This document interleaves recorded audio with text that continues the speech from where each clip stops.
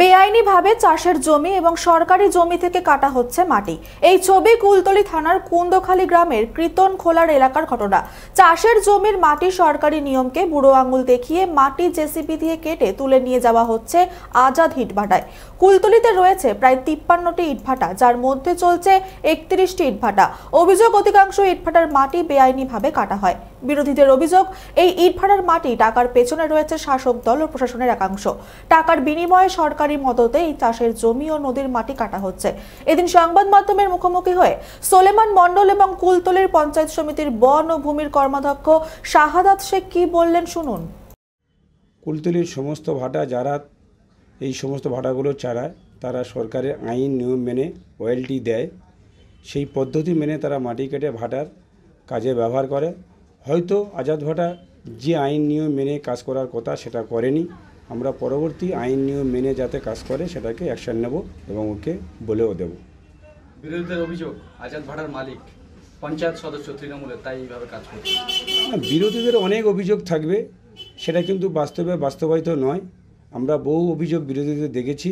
তারা শুধু একটা খোঁচা মারতে হয় তৃণমূল কংগ্রেসের বিরুদ্ধে এবং সরকারের বিরুদ্ধে, তাই তারা খোঁচা মারে। এটা কোনো গ্রহণযোগ্য নয় আমাদের কাছে। যা বলছে সমস্ত ভুয়া খবর।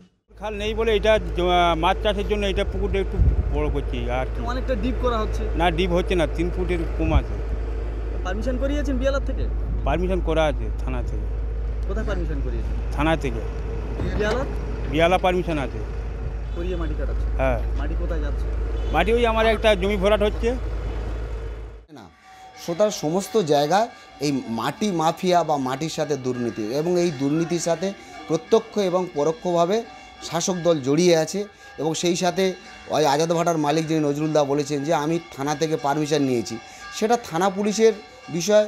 তবে আমার যেটা পশ্চিমবঙ্গ পুলিশের দিয়ে একটুও বিশ্বাস নেই, কারণ এটা পশ্চিমবঙ্গ পুলিশ এমন একটা জায়গায় পৌঁছে গিয়েছে, এই যে থানা থেকে হয়তো টাকা নিয়ে ওকে মাটি কাটার জন্য পারমিশন দিতেও পারে, সেটা পুলিশের ব্যাপার।